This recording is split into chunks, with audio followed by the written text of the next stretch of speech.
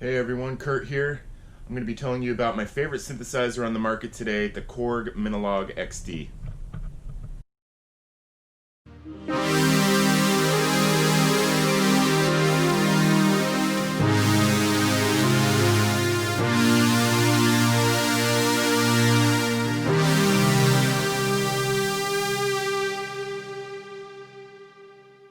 So this is it, the Korg Minilogue XD.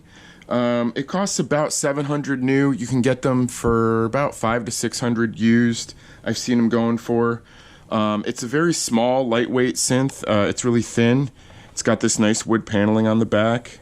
I love that. It's kind of about the same size as the Micro Korg from the 90s and early 2000s. It's a little bit deeper though, but it's kind of in the same ballpark of dimensions. I like it better than the Micro Korg personally. I think it gets better sounds and it's easier to use. So it's a really easy to use layout. Everything's on this front panel. Not a lot of menu diving. If you need to get into the sequencer, which I'll show you later, there's some menu diving over here, but for the most part, everything you want to do is kind of laid out on the panel. It is a digital synth, but it does have some analog components, which is what gives it that kind of warm sound. So I'll just play one of my favorite presets. So usually I just get a preset that I like, and then I kind of tweak it. Play you my favorite one, which is number 37 here, called Mini Moon.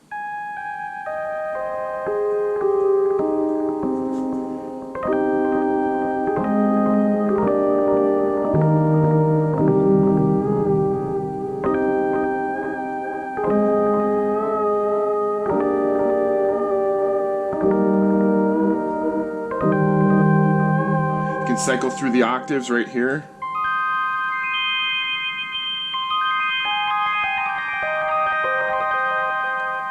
All the way down to low.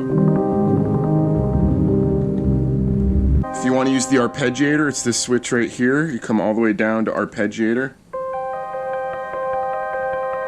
And if you want it to latch to stay on, you just go down one more.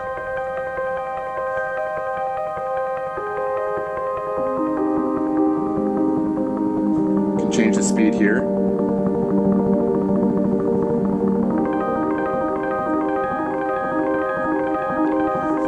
The filter is awesome on this. This is one of my favorite parts of it.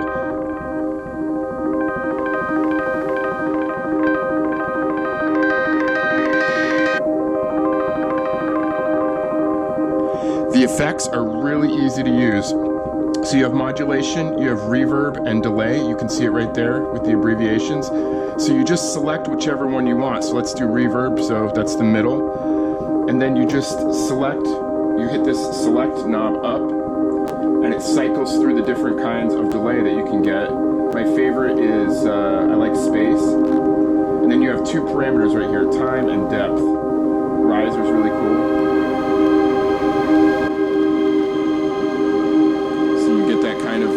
Shimmer.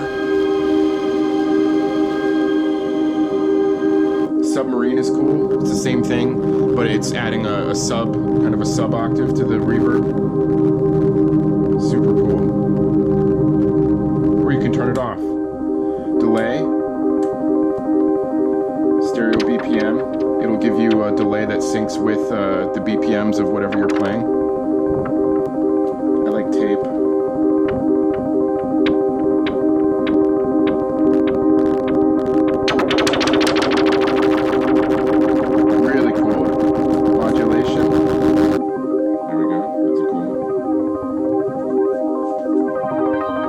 You can hear it.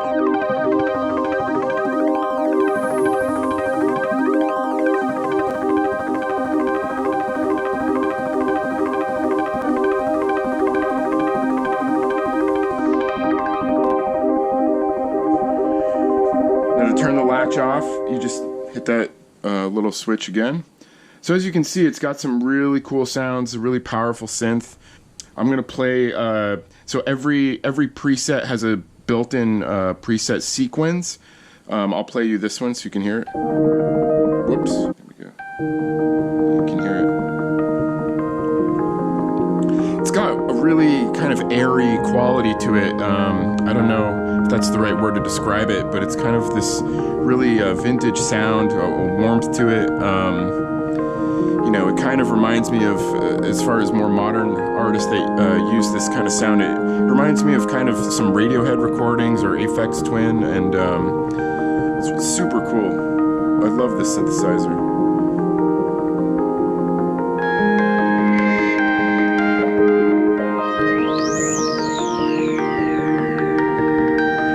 Here's your ADSR.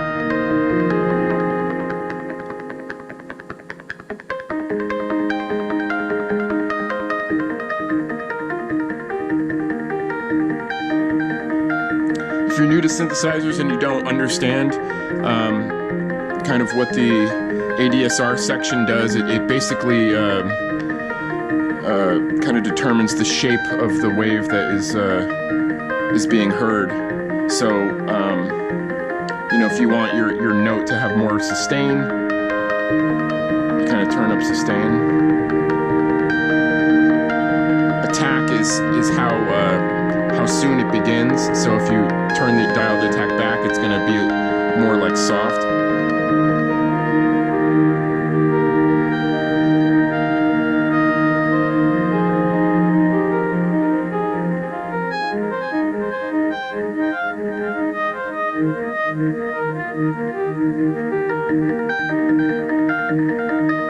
My advice is just to kind of play with an ADSR, and that's kind of the best way to figure out. It's kind of a tough thing to put into words, but you know it when you hear it.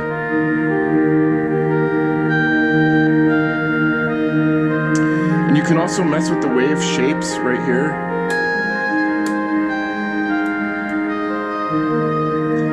You can go into the synth engine and change what kind of wave you're getting.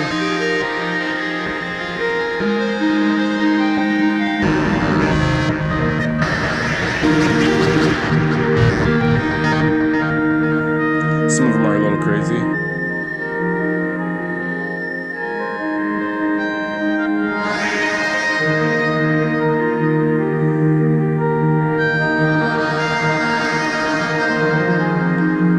So you can get some really aggressive sounds with this, but I like it better for its really soft sounds. You know, let me play you another one that I really like. This one. This one has some Twin Peaks vibes. Now, I love this one because when I turn the resonance up, it starts to sound like birds. Listen.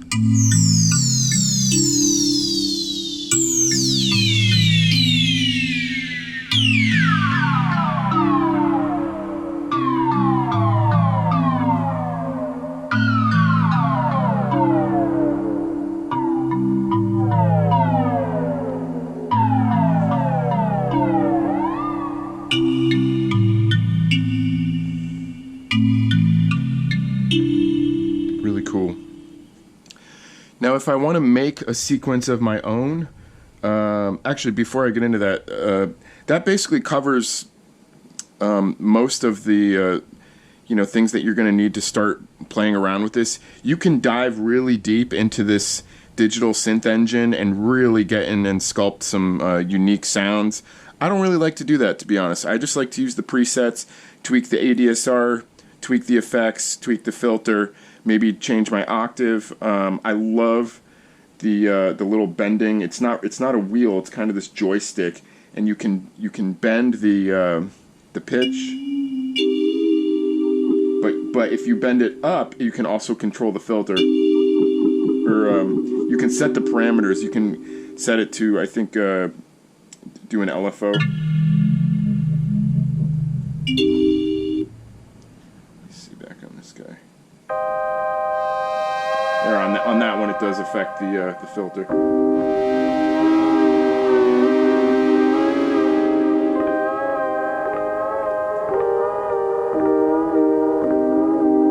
Pretty cool. So yeah, to get into the sequencer, let's see, you go record, and then you just play out whatever steps you want.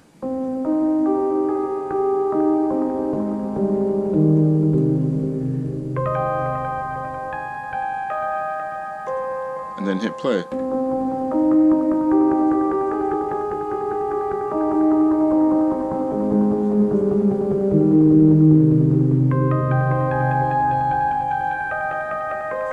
Change the tempo.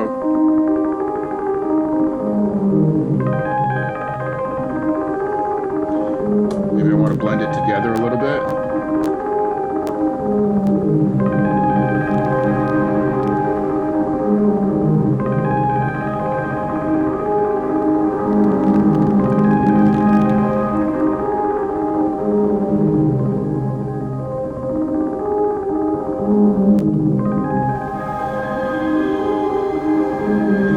So say I want to save that, you just hit write, and it says where do you want to write?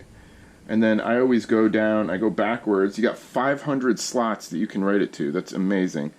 And I'll come down here to say 480. I'll just go right, and that's it. And then I can turn it off, and then turn it back on and go down to 480. And it should be there. So that's how you make a new sequence. So as you can see, in just a few minutes, you can pretty much do so much with this thing. You can get great sounds. If you guys have any questions, leave them in the comments, and I'll talk about them. Thanks.